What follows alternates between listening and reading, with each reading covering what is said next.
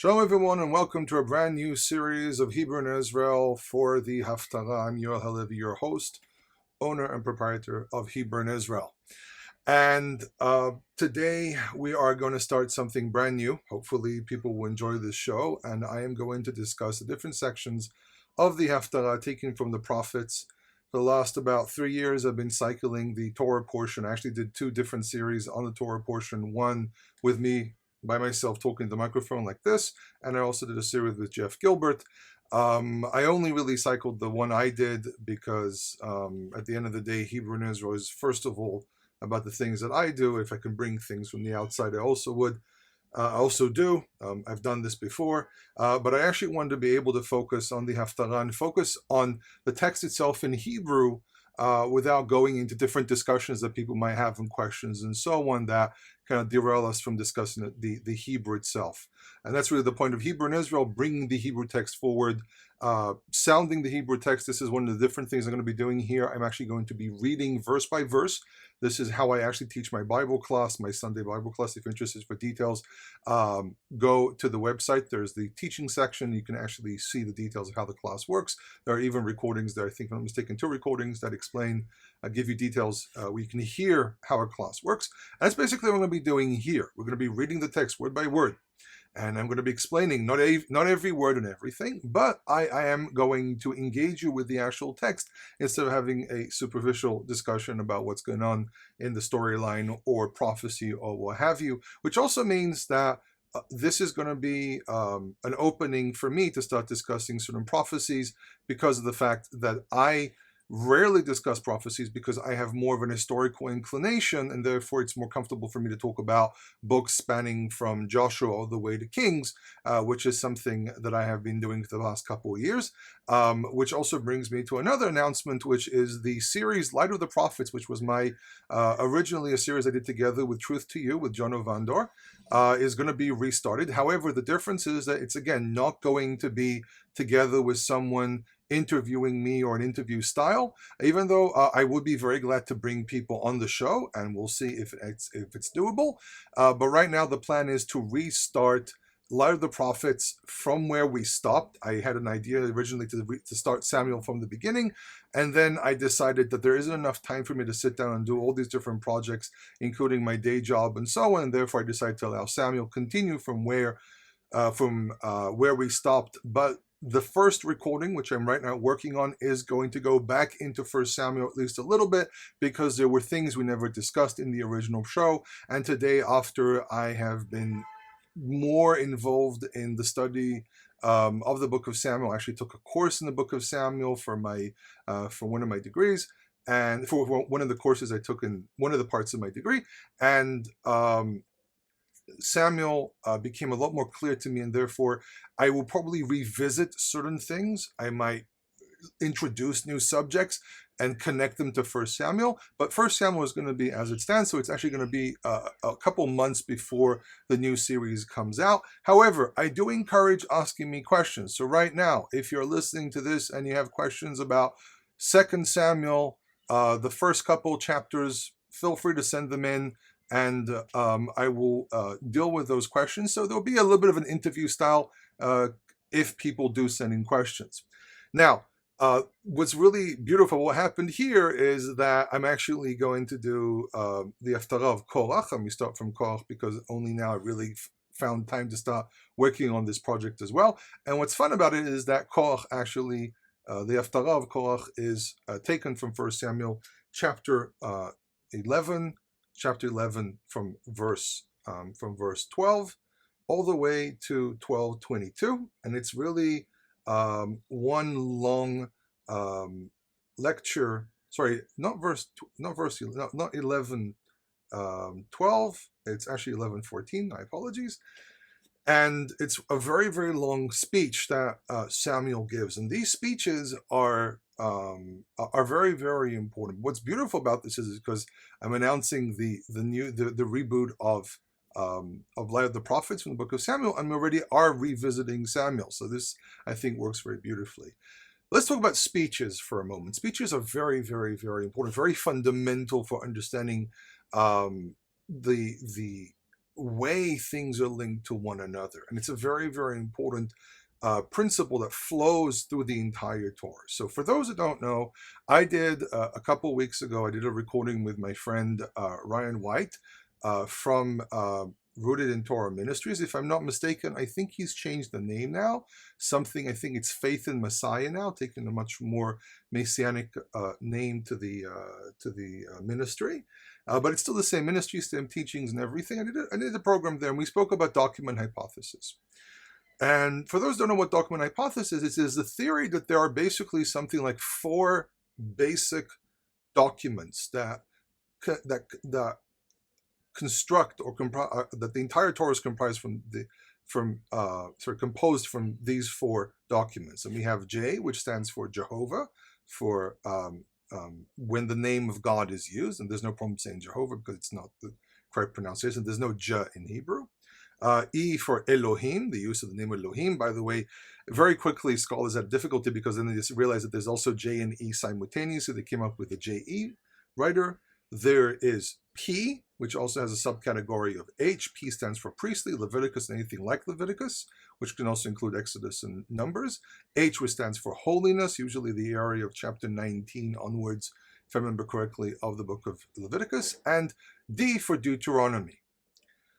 Then we have the whole discussion of Deuteronomy influencing everything from Joshua all the way to the end of Kings. And this is how usually it's seen, that you have 1, 2, 3, 4, Genesis all the way to Numbers, and then you have Deuteronomy all the way to the end of Kings, because Deuteronomy foresees and foreshadows everything that's going to happen later on.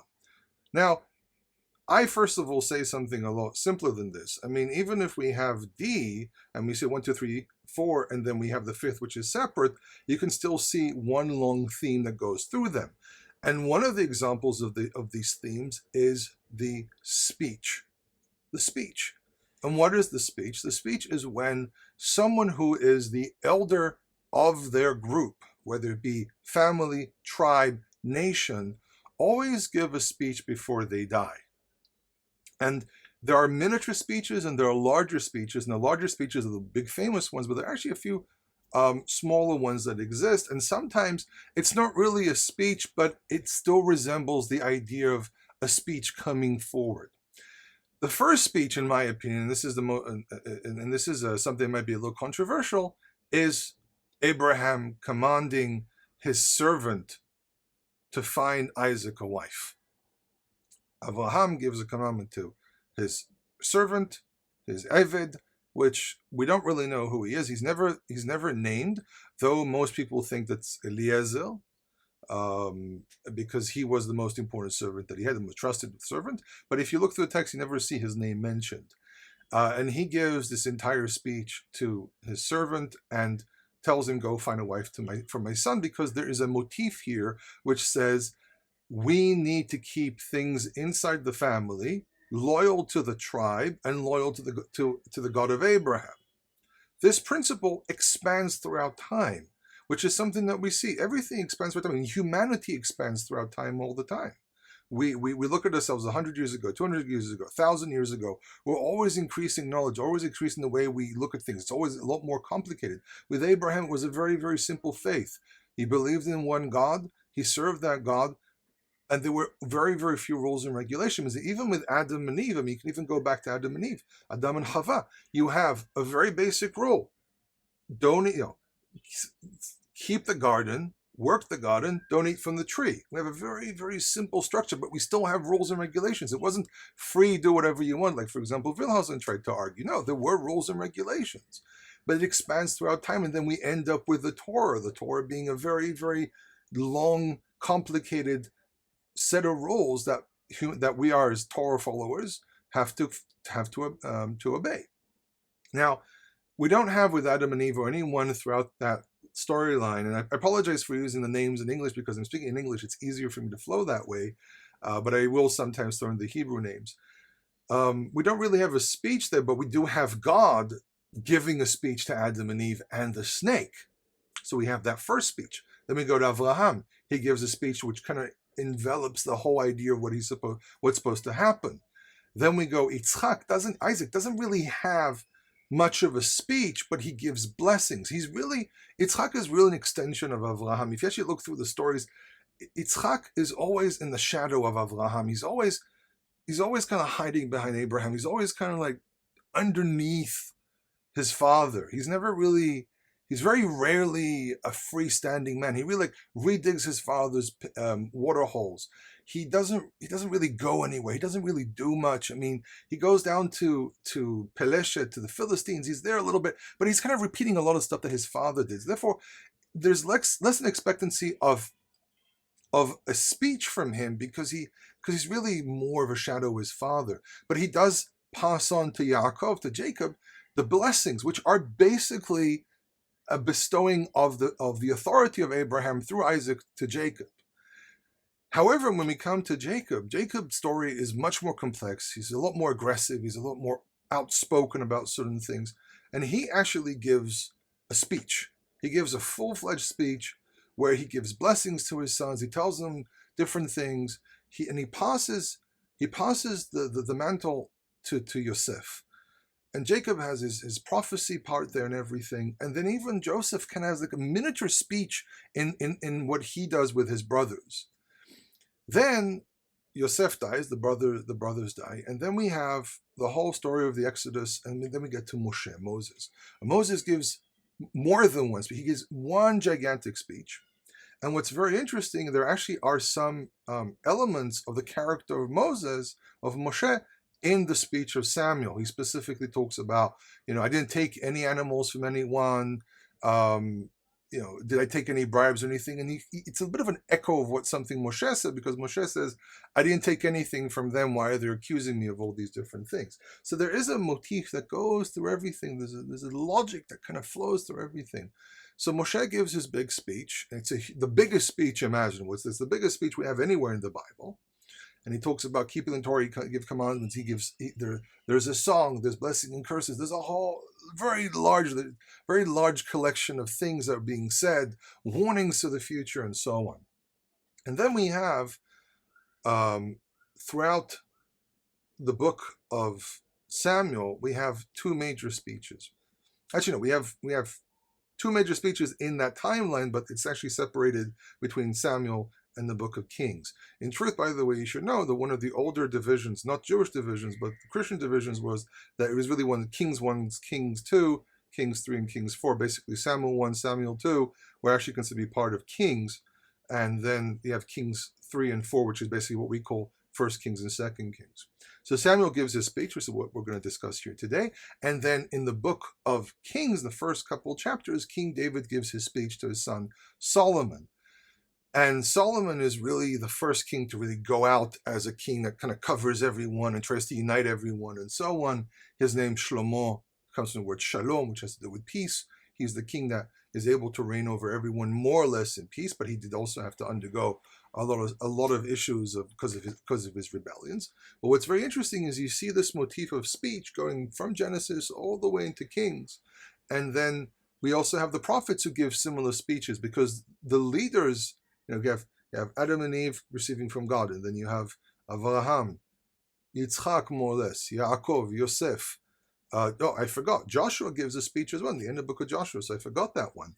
So you also have Joshua gives a speech. So we have Yaakov, Yosef, Moshe, Yehoshua, Shmuel, David, and then Shlomo gives more in his dedication to the temple. The dedication to the temple, he kind of gives a kind of a speech about everything as well. Kind of. So we have this motif that flows through everything. So speeches always show up at pivotal points, at junctions of replacement of leadership. It's usually when someone's about to die. Samuel eventually dies here. We're not too far away from the story of him dying. And he does sometimes also appear as a parallel of Moshe. We have, for example, in the book of Psalms, it says, Moses and Aaron with his priests, and Samuel with those who call by his name, called to God by his name. So we kind of see this parallel between Moshe and Shmuel, and Moses and Samuel throughout different places in the Tanakh. So Samuel, being a reasonable leader, a a leader who is trying to pass on the responsibility and the responsibility of the generation, but also responsibilities of leadership to Saul, the speech is directed to the people, but it's also directed to Saul, so Saul doesn't cause corruption, because he is after the request. There's a request to give a king, and the people say to him, "We want a king. Give us a king." And Shmuel says, "No, you don't need a king. God is your king." And they say, "No, we want a king like the rest of the nations." So there's a whole debate about, is the Torah really commanding to take a king? What was wrong with their request to take a king? And the answer is very simple: give us a king like the rest of the nations. When the Torah says take a king, the Torah says, if you take a king, you should take a king from your people, and these are rules and regulations about this king. However, I have my doubts if the Torah is really saying you have to have a king, you must have a king. And I think the reason that many of us think that it says you must have a king is because of the fact that eventually kings did come into existence. So we have this very strong feeling, strong inclination that you must have a king. But in truth, when you study this type of material, you start realizing that what you're looking at is a lot more complex than this. There actually, throughout time, there were debates over the kingship. And there was even in the Second Temple, the end of the First Temple and the Second Temple, people were actually disappointed with the kingship. This is why the house of David kind of doesn't play a significant role in the book of Ezra and Nehemiah. It's a very interesting thing, because Shashbatzal is the first person. He seems to be some kind of a leader, and he seems to be someone from the royal family somehow, but he does a little bit and then he vanishes. And then we have Sha'altiel. Sorry, not Sha'altiel. We have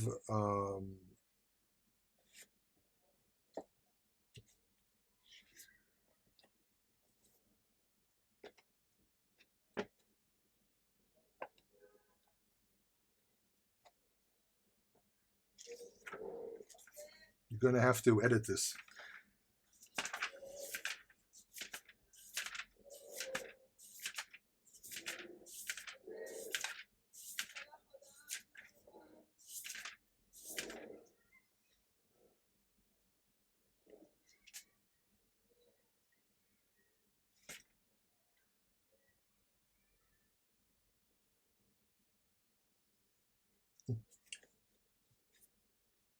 So then we also have Zerubbabel, son of Shaltiel. Shaltiel was really his grandfather.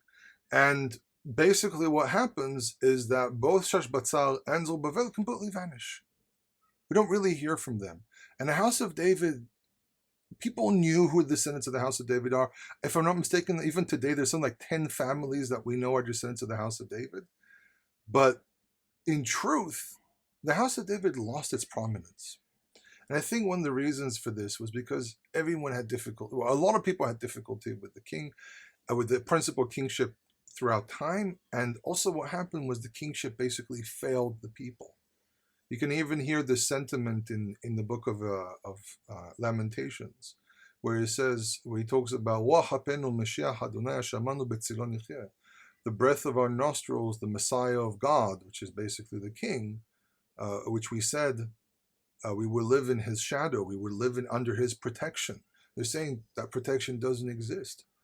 They realized that the house of David was failing the people, which is a very interesting problem because of the fact that they said there will never be anyone missing. No one will be lost for the house of David, or there will always be a king over the house of David. And really, by the way, in the diaspora, you should know that for many, many, many centuries, the leadership was always someone who was part of the house of David. It's a very interesting thing, but they never really came to prominence. In the land of Israel, they had no footing whatsoever. It's a very interesting thing. The land was divided, the people were divided to two groups, the ones living in the land of Israel and the ones living in Babylon. And the ones in Babylon, because their leadership based under what the Assyrians and then actually Babylonians, but also partially the Assyrians did as well. And I even had a professor who said the Babylonians and Assyrians are basically the same group, which is technically true. But we divide them up into Assyrians and Babylonians because it had to do with who was ruling at the time, the city of Assyria or the city of Babylon. And because they were exiled together, there were stages of exile. Part of the exile came from the leadership being taken away as well, the Babylonians worked on, Assyrians and Babylonians worked on a method of, we're going to keep certain things intact to make sure that these people are productive. So you kept families together, you put them together in one place, you keep their leadership going. And this is why in Babylon, the leadership was actually people from the house of David. But in the land of Israel, there was a lot of anger towards them. So they were rejected. And it's quite possible that actually the ones living in Babylon were anyhow the elite, with a little bit of people who were actually from the commoners, which means that they naturally preferred to continue the leadership of the house of David, because it gave them legitimacy as well as a leadership. So it's a very, very interesting dynamic. But in any case, in the land of Israel, people objected to the kingship, and this objection can be felt in the book of Judges, in the parable of Yotam, of Jotham, with the trees, and we can also feel it here in the book of Samuel. And the books and the attitude was always comfortable towards the kings if they did the right thing. And when they rebelled, there was always objection to the kingship. And I think with politics all the time, it's always like this. So after this introduction, we can start talking about what we have here. So basically, Samuel, after Saul defeats the Ammonites who threatened them, the people were finally convinced that Saul can actually be king. And this was a big change, because before that, and we actually hear echoes of this. Before that, people objected to Saul being king. He was seen as someone who was unable to lead the people. He came from a not a very well-known family, it seems to be. He was taller than everyone, which is always very impressive. You have to remember that in the ancient world, even in ancient Israel, there was still an understanding that the physical expression of a person is very important as well. The philosophy of being poor and small and meek and so on wasn't really something that people praised in the ancient world. There was also, when you looked for, a person who is simple, who is kind, who is God-fearing and everything, everyone would respect that. But when you need a leader, when you need someone to stand for you, bringing someone in who doesn't really, is not impressive, is something that probably a lot of people didn't feel comfortable with. And Saul is a very impressive person, but he doesn't really do much. He shows up, he's from an unknown family. When they try to crown him, he kind of vanishes and hides in the background, and people felt this is not a real king. So when the first challenge came in, Saul put his foot down and did something that was unexpected of him. He put out a threat. He threatened everyone, and he said, if you don't join this army, I will kill all your cattle. And he carves up his animals and sends it all over.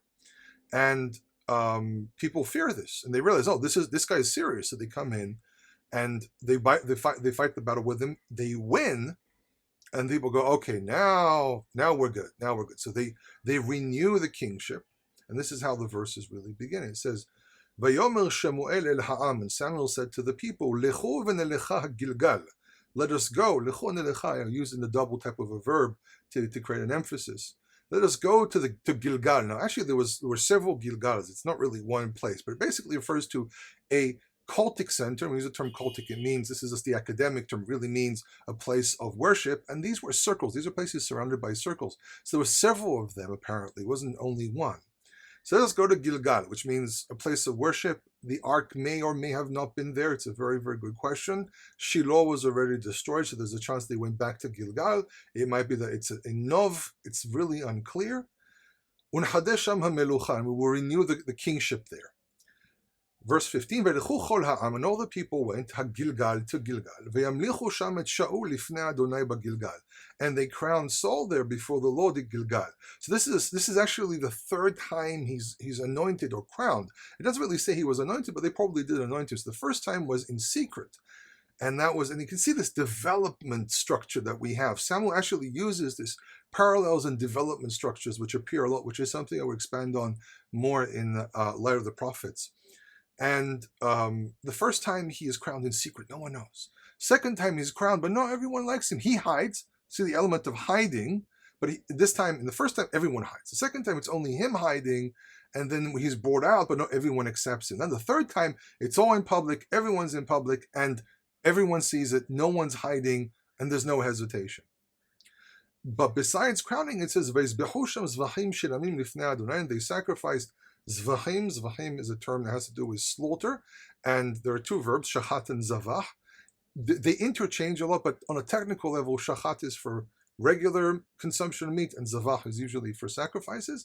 So they did zvachim, but it specifies what kind of zvachim, because the zevach is a general term for sacrifices. So here it's zvachim shlamim, which means peace offerings, basically meat that also can be consumed by the people. But it's interesting they don't do a todah, they do shlamim. Unless the term shlamim covers all the sacrifices that can also be eaten by the people. But also it's quite possible they're doing shlamim because this wasn't something, it took time until they did everything, and a todah has to be eaten by sunrise of the next day. So by taking shlamim, you're extending your ability to eat the sacrifice, which by the way is very, very important for later on, because what we have in the story of David and Jonathan, David and Yehonatan, where there's the second day of the new moon, it's not that there were 2 days of new moon. They had the day of the new moon. They saw the moon the evening before. That's when David and Jonathan looking at it says, Machal Chodesh, tomorrow is the new moon. He's looking up the sky. They see the new moon, and he knows that tomorrow morning they're going to celebrate, because most of the stuff they did in the ancient world, especially when it comes to the temple and everything, was done during the day, so the night doesn't count. And they see the new moon, and then they make a sacrifice the next day. David presumably runs to his family, but he runs away. And he also has a zevach there, zevach hayamim, they do in Bethlehem. The sacrifice of the day is something they do on an annual basis. And it says on the second day they sat down again. It's not that there were 2 days of celebration. What it probably meant was that they continued eating the meat, the sacrificial meat, on the next day. Because on the third day it will be thrown away. So they kept, at least the ones who were able to eat from these sacrifices, the ones who did sacrifices, continued part of the feasting the next day, because they actually had the sacrifice in front of them. So they did zvachim shem lifnei Adonai, peace offerings before the Lord. So lifnei Adonai might hint that the Mishkan is there, because that usually before the Lord, lifnei Adonai. And I use the term Lord all the time. It's basically a translation of the word Adonai, but it's not the way the name should be named, but this is how it works in English. So this might, usually before the Lord is usually in front of where the presence of the ark. So it's quite possible the ark was there. And Saul celebrated there. He was rejoiced with all the people of Israel to a great degree. This is finally breaking free from the limitations and the difficulties that they had with the kingship, and now everyone's united under this one king. It's a very, very positive note. Everything's so positive here because he saved the people and he fought the war. He did everything. Everyone was, finally we're done with the Philistines. We're done with all these enemies. We have a king. But Book of Samuel is not that naive, and this is why the next chapter 12, which is the continuation of the Haftarah, always gives us a dose of reality, and this is what happens here. It says, Vayomer Shemuel kol Yisrael, and Samuel said to all of Israel, Hine shamati v'kolechem. Behold, Hine usually translates as behold, I have heeded your voice, I've heeded your request. The word kol can mean sound, voice. Here in this case, it refers to the idea of the voicing of one's opinion. Lechol asher amartem li, to all that you have said to me, basically requested on me. V'amlich alechem melech, and I crowned a king upon you. So we play the word melech, which means king, lehamlich, turning into a verb, va'amlich, and I crowned a king. Verse 2, ve'ata, and now, as a result, hine hamelech mitalech lifnechem, the king is walking before you. Now, mitalech here doesn't mean, he's prancing around in front of them. Mitalech means his presence is known. It's almost parallel to the idea of yatsa uva, which is, one of the requests is that the king will go forth and back, which means he leads them in war. So the term mitalech is a hitpa'el form, which basically means a continuous action. So he's walking back, and he's really saying he's walking back and forth before them. In other words, he's doing his duties as a king. So he's not prancing around in front of them. It's interesting how these words are used. So he's walking back and forth before you. V'ani zakanti v'savti, and I have grown old and gray. Uvanai hinam itchem, my sons are with you. But he's making a point here. I've become old and gray. I have to die. We all die. There's nothing we can do about it. Humanity has been trying to avoid death from the moment we were conscious of it. And he's basically saying, my sons are before you. He's probably hinting here. It's possible to read this. He's hinting here to the idea that I will die, and my sons, and you know how bad my sons are. Soul might be great right now, but erosion always happens. It says, Vani italachti lifnechem, and I have walked before you. I have done the functions of the king as well. From my youth to this very day. He's saying, remember, it's not about the king, it's about the person. It's not about the office, it's about the person. I'm a prophet, I did the exact same thing. I led you at war. Okay? So he's hinting here to the fact that you have to be careful. It's not the office, it's the person. Hini anuvi, here I am. Answer to me. Anyone has a complaint. Neged Adonai v'neged Meshicho. Neged here means in front of, before the Lord and before his Messiah. I put me up on trial here. You have your king here, which you now admire, and even more important, you have God here in front of us. Judge me. Let's see if I did anything wrong to you. And he says that Shor mi lakachti, whose oxen have I taken? V'chamor mi lakachti, and a donkey from who have I taken? V'tmi ashaktin, who have I oppressed? V'tmi ratzotin, who have I crushed? The root ratzatz, to crush. So basically, to another way of saying oppressing. Ashakti might be stealing, ratzoti might be oppressing. Umiad mi lakachti chofer, and from who have I taken a bribe? Chofer usually is to pay someone's ransom, but here actually means a bribe. Ve'alim einaibo, and I turned my eyes away from him. Okay, I blinded myself. It says it's a kesef yaver ene shoftim. No, yeah, kesef yaver ene shoftim ve'aseh divrei tzadikim. I think that's the phrase. It blinds the eyes of the judges. Ve'ashiv lachem, and I will give it back to you. I'll return to you. So the people responded, their judgment of his character. Vayomeru, and they said, Lo ashaktanu v'lo ratzotanu. You have not stolen from us, you have not crushed us. V'lo lakachta miyad ish me'uman. You have not taken from a person anything. Notice how they reverse it. He goes from stealing, taking from very specific behavior to general behavior, and then again back to specific behavior. They're just covering everything. They're repeating the exact same words. You're saying ashak and ratzatz, but then going from the larger to the smaller, but they're keeping everything in a large picture. They're basically saying no one can say anything. They're basically trying to he's saying, even small details, and people are saying we can't even think of anything. So we're going to give a general answer. So he says, Vayomer alehem, and he said to them, Ed Adonai bachem, the Lord is a witness upon you. This is a bit of an oath formula. Ve'ed meshicho hayom hazen, his Messiah is a witness. He's giving two witnesses here. So God is a witness, and his Messiah, his King, is his witness. Ki lo matzatem bi beyadi me'umah, you have not found in my hands, in my possession, in my activity, in my deeds. Hands represent deeds. Anything. Vayomer ed, and they said witness. It's basically, he's giving them an oath formula. Now, it doesn't really give you the entire oath because a lot of things are implied. One of the dangers was always to actually invoke bad words, invoking negative ideas, negative words. So instead of doing that, you basically say something and you use certain keywords and you're only implying it. You're not saying anything directly. And this is usually how it works. So then you go into verse 6, and this is where he starts giving them the speech, because he's basically warning them for anything that can happen in the future, very similar to the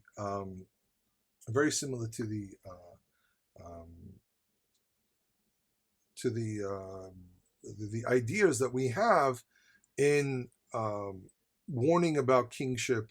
And he actually repeats. It's very interesting that he repeats a lot of elements here about Moses and Aaron, about the character of leadership and so on. He goes through the history as well because he's warning everyone about the kingship. Now, a very interesting thing, by the way, is that he actually uses the root lakach in the previous section. He uses it 4 times. And what's very, very interesting is that the root lakach, to take, appears 4 times as well in chapter 8, where he actually gives them the speech warning about the king. So it's very interesting. He's linking all these pieces together. He repeats it 4 times as well. You can see it here. You can also see in chapter 8. And now he's actually giving a historical account of things, which is how these speeches they're sometimes structured as giving a historical account. Sometimes what they do is they just talk about the future. But the point is to link the past with the present to the future, and basically placing reality in front of the people. And here, Samuel being the first real leader of the entire nation, he goes from Dan to Beersheba. Unlike most of the leaders that we hear of, where they were local, they were charismatic, they led the people, against very specific enemies in very, very specific areas. Samuel's the first one to really kind of cover everyone. Is that the first time he's passing this torch to someone else who's going to be over everyone. And then he goes to David later on. But with David, because it's a new leadership, the mantle's not really passed in a clear way. It's passed on more in a symbolic way of giving David Saul's crown after Saul dies. So you don't really have a speech there because Saul doesn't pass it on to David. Actually, more so, Saul is the antithesis of all these speeches, because he actually turns around to Jonathan and he says to him, "You will never be king, because as long as David is around, you will never be king, and this is to your shame," and everything. He does the exact opposite of what the leadership speeches are supposed to do. He's not encouraging. He's not passing on. He regresses into his melancholy. He digresses into self-destruction. And this is where he gets cut off and restarts from David. But because God makes sure that the fixing shows up before the destruction, I crush and I will heal, David is already inserted to make sure there's a much more smooth movement. Because if they have a moment there of vacuum, everything can be destroyed and the people of Israel can be enslaved to the Philistines. So now Samuel gives a speech and says, "Vayomer Shemuel el ha'am," and Samuel said to the people, "Adonai asher asa et Moshe vet Aharon," the Lord which had made. Now here can also be in the sense of creating, who chose. He's using a general verb. There's la'asot, there's lif'ol. These are general verbs. These are like to-do verbs in English. They're really here to indicate the idea of all actions possible.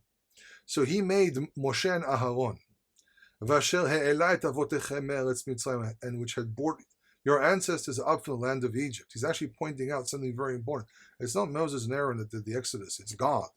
These were just messengers, and he's pointing out to himself as well, and everyone before and after. It's really under the supervision of God. He's making the point, you chose a king, but the king is chosen by God, not by you. And he's very emphatic about this. Ve'ata, and now, hitiyatzevu. Notice he uses the same rhetoric as the previous part. Stand up. Titiyatzevu ve'eshafeta etchem lifnei Adonai, and I will judge you before the Lord. It's not that he's passing judgment. The shafat here has to do with being a leader. The term shafat, this means a district leader. He's basically saying, I am now going to tell you the will of God. So he's basically saying to them, I am like a judge the judges came before me. But unlike the previous judges, he's a much more clear prophet. He's like a very in-between situation. Some of the judges were prophets. We hear about, for example, Gidon or Yerubal. He receives prophecy. It's a very interesting thing, because Gidon later on becomes almost the king of Israel, almost. So the interesting parallel here. And there's other interesting parallels between Gidon and Saul, and something I will expand on in light of the prophets. And he says, I will judge you. He's basically saying, I'm functioning as a judge now. I'm like one of the judges of old. Because those were people who were liked by God. These were people who were chosen by God. Again, he's creating a contrast between himself and everything that's going to come after him, because he's saying, I am the last judge. This is the last time this is going to happen. From now on, it's going to be kings, and these kings are going to make decisions. They're not going to be always messengers of God. He's warning them. So now I'm going to function for the last time in my life. I am going to be a judge, and I'm going to point out the will of God. So it says, V'shafeta etchem lifnei Adonai. Now we'll judge you before the Lord. Et kol tzidkot Adonai, all the righteousness, all the good deeds that the Lord, asher asay etchem ve'et avotechem, which he did with you and your ancestors and your fathers. And he starts counting it. It says, Kasher ba Yaakov Mitzrayim, when Jacob came to Egypt, he arrived at Egypt, Vaizaku avotechem el Adonai, and your fathers called out to the Lord. The Za'ak, it's an outcry. It's not just Za'ak, which is to yell. It's Za'ak. It's a much deeper yelling, but it also has to do with issue of trial. Usually when someone is in trial, there's Zoakim, they're yelling out of distress.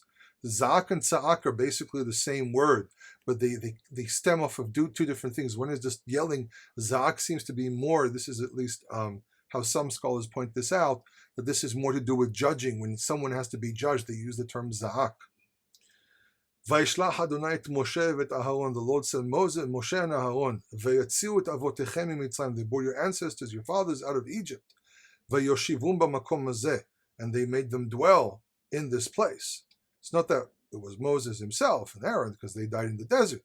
It was just through Joshua. He's basically kind of paraphrasing some of the history, but he's still making a point. Remember, these are messengers of God.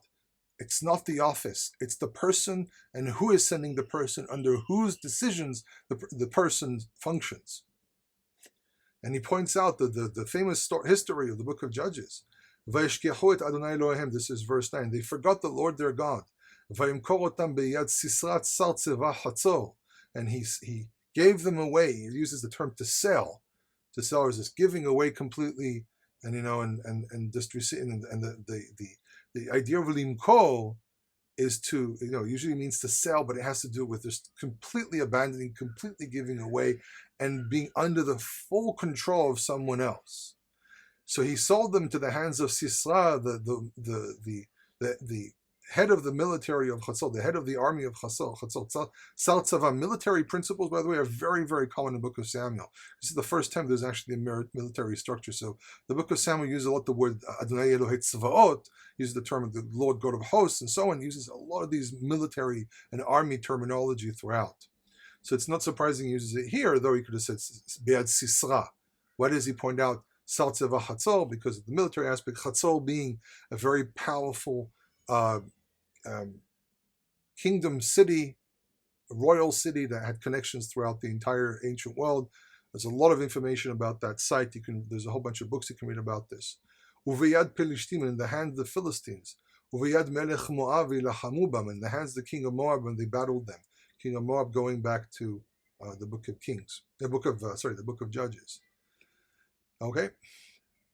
And it says in verse 10, Vayzaku el Adonai vayomer chatanu. And they called out to the Lord and said, it says vayomeru, it says vayomer. It's an interesting way. This actually might be a bit of a mistake. But what's interesting here is that there's a kriyan ktiv situation here. And what's really important here is the fact that the vav doesn't appear. This is actually, it looks like a mistake, but it isn't. And the reason it isn't a mistake is because this actually reflects a very, very old type of spelling where the vowel consonants at the end of words didn't appear. Now, this is actually very important. If anyone studies this type of material, there's always the argument of when were these books written. But what's interesting, the vav is missing. Now, you can't say, if there was a vav in the next word, opening the next word, let's say, oh, it got lost, it belonged, instead of writing here, they wrote it here or something like that. This doesn't happen here. What this indicates is that this section is it might be older. Again, this is not something I can say 100%, but the fact that the vowel consonant, which has a weird Latin name, which I can never use, it's like Medras Lacacia and something like that. It's a weird name, which I disagree even using the Latin terms. But the fact that it doesn't appear might indicate older spelling, which can take this story and the writing of the story much, much earlier. Okay? And they said, Chatanu ki azavnu et Adonai. We have sinned, for we have left the Lord. Okay? And we worship the Baalim, the Baals, because each place had its own Baal, and the Ashterot, because Ashtoret, Ishtar, there were loads of versions of it.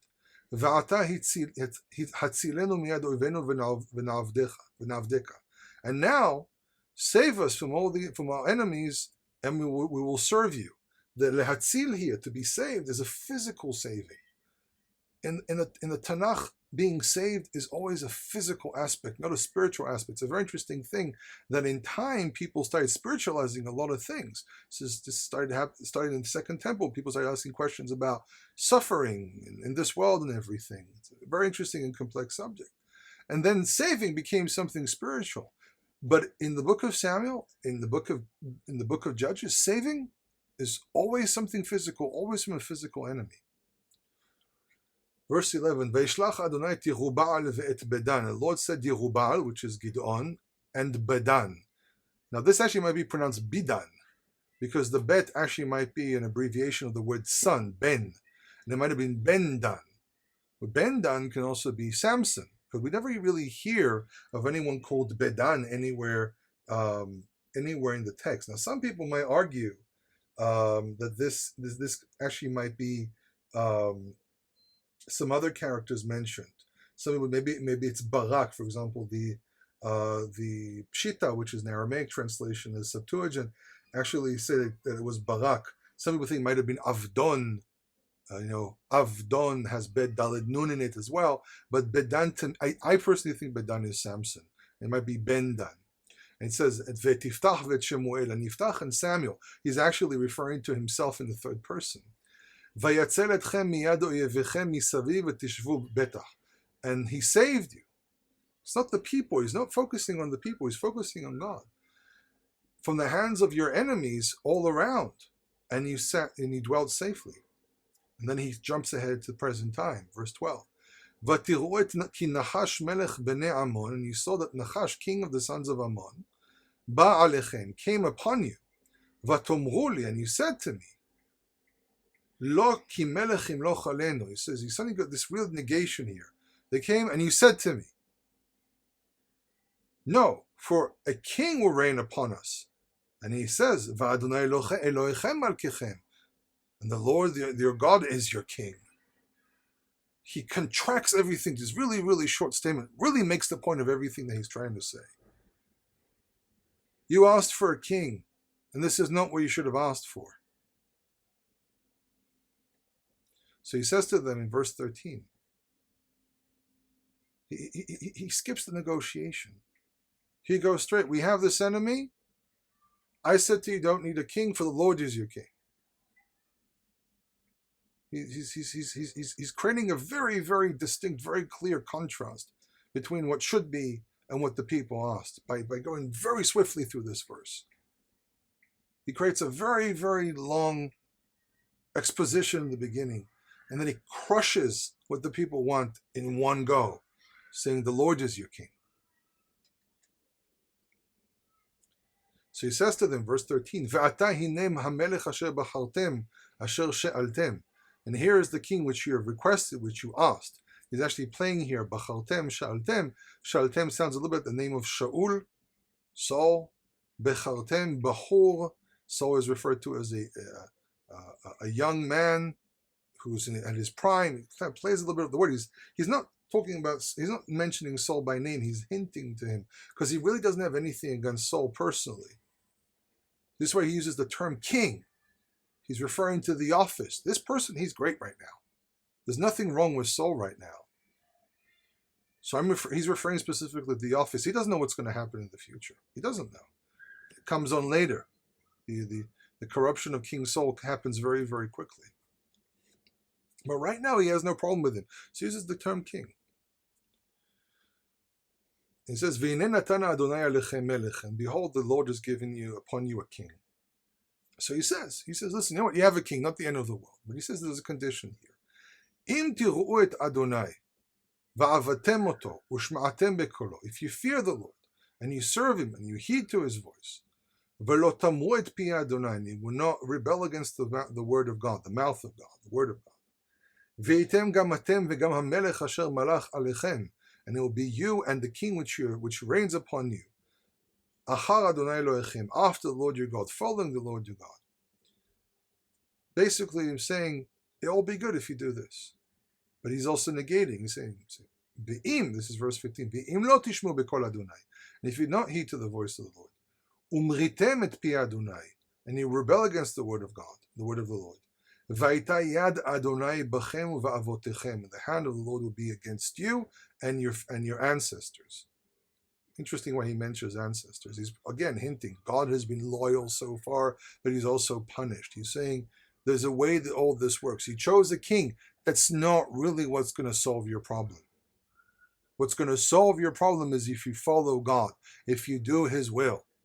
You can create 1,000,000 offices. If none of those offices, if none of those positions follow the God of Israel, everything will fail. And he says, remember the history, but I'm going to prove right now this is what God says as well. Verse 16, Gam ata et yatzevu, and also now stand and see et hadavar hagadol hazeh, this great deed, this great thing. Asher Adonai oseh le'enechem, which the Lord is doing before your very eyes. You're going to see this. Halo ki tzil chitim hayom, for it is the halo is a negation, but really it's a positive. For it is the harvest of wheat today, around this time of year, May, June. Ekra el Adonai, I will call to the Lord. Veiten kolot umatar, and he'll place sound, which basically thunder and rain. Udu'u kira'atchem rabba asher asetem b'nei Adonai, and know and see, for great is the wickedness which you have done in the eyes of the Lord. Lish'ol lachem melech, to ask yourself a king. Again, crushing. He focuses on the crushing of this will. He says, if you follow the Lord your God, and that's it. He doesn't really say anything. And then he says, but however, if you rebel, bad things will happen. And even more so, I'm going to show you how wicked you are. There's a back and forth here where there's a very negative notion against the kingship. But then on the other hand, there's already a king and God said it's fine. But the feeling is there's a lot of animosity here towards the kingship. And this is the rhetoric that he uses. It's the same thing happens in chapter 8. He focuses on the negative, always the negative about the king. Would the king really be that bad? Not necessarily, but he has this anti-kingship stance. He says, you want a king, it's perfectly fine. The Torah says you can have a king. But I'm warning you, and I'm warning you. And he's using this warning tactic, and this is why he emphasizes these things. And what he warns you comes to fruition in the end. The same way that what he just said about rain comes to fruition. Vayikra Shemuel, verse 18. Vayikra Shemuel Adonai. And Samuel called to the Lord. Veiten Adonai kolot umatar bayom hahu. The Lord placed sounds, thunder, and rain on that very day. Vayira chol ha'am me'od. And the people feared greatly. Et Adonai vet Shemuel. They feared greatly the Lord and Samuel. Because the office of Samuel, why is Samuel mentioned here, not just the Lord? Because it's making a point about the office. The king is not it. It's the person. Are they following God? Are they doing it the right way? Verse 19. And all the people said, El Shemuel, to Samuel, Hitpalel be'ad avadecha, pray in behalf of your servants, El Adonai Elohecha v'lo namut, to the Lord your God, and we shall not die. Ki asafnu al kol chatotenu ra'a lish'ol lanu melech. For we have added upon to all our sins a great wickedness to ask for ourselves a king. This is what Samuel wanted the people to realize. And they did it. They said, we understand the problem here. They're not going to reverse it, because the point is not the fact that you have the king. The point is what this king represents. People need leadership. You always need leadership. There's no other way. I mean, there was always elders, and there was always Moses and Aaron and Joshua and others. What they're regretting here probably is the statement of, we want a king like the rest of the nations. That's probably what they're really saying here. And this is why they're talking about King Samuel is attacking the back principles of these offices. He's not against anything else. They're not really against the idea of leadership. It's what the leadership might do. It's what the leadership really represents. Verse 20, Vayomer Shemuel ha'am al tira, and Samuel said to the people, do not fear. Atem asitem et kol hara hazot, you have done all this wickedness. Ach al tasuru me'acharei Adonai, do not turn away from the Lord. Va'avatem et Adonai b'chol levavchem, and you will serve the Lord with all your heart. He's giving them the hope. He's giving them the opening of hope. One of the things that people need to realize, and this is something I've been dealing with for years, is a lot of people want to be the prophet of wrath and telling everyone what they need to fix and everything. And you rarely hear from these types of people the fact that, okay, listen, you understand the message. Okay, now, no, these are people that their entire purpose is to go in and hit everyone with a hammer over the head. Look at what Samuel did. He told them to their faces they were wrong. And when the people said, we were wrong, he changes his tone. He says, you did all this wickedness. He's not letting go of the fact that this is a bad thing. But he said, okay, now that you understand your wickedness and now you want to be with God, he tells them, okay, now serve the Lord with all your heart. So people will go around with this hammering down on everyone, being these prophets of doom and everything.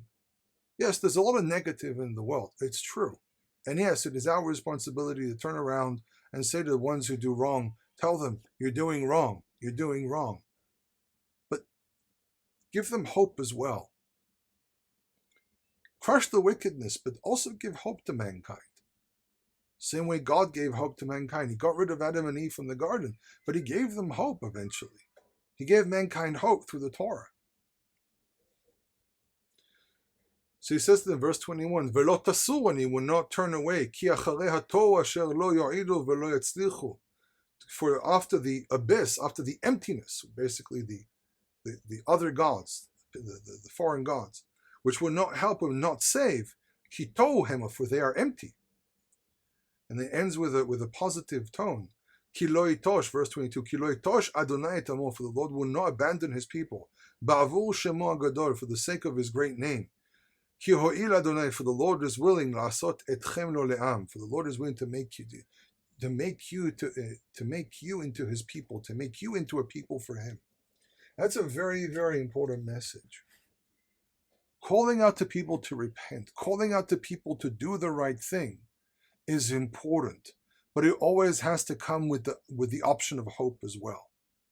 Samuel understands the dangers which are coming before the people. Samuel understands how difficult this is all going to be. He understands the dangers. He can foresee the dangers of what's going to happen. But unlike people who want to always bring doom, he says, but there's always hope. There's always a way to fix, because the fixing is always follow the Lord with your entire heart.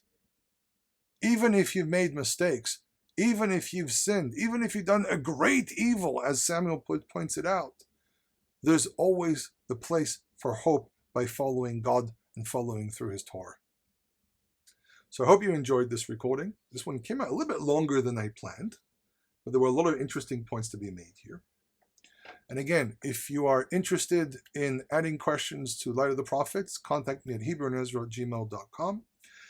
If you've enjoyed these podcasts, please remember that I do this for nothing. I do this for free. So if you want to support Hebrew and Israel, you can go to the website and there's a donation button there. And if you have any specific requests, specific questions about certain subjects, specific special recordings or something, I will be willing to make them as long as it's doable and possible. Don't ask for the book of Job. It's always very difficult, but specific verses which you're interested in and so on, please contact me. Go to HebrewandIsrael.net. That's the website.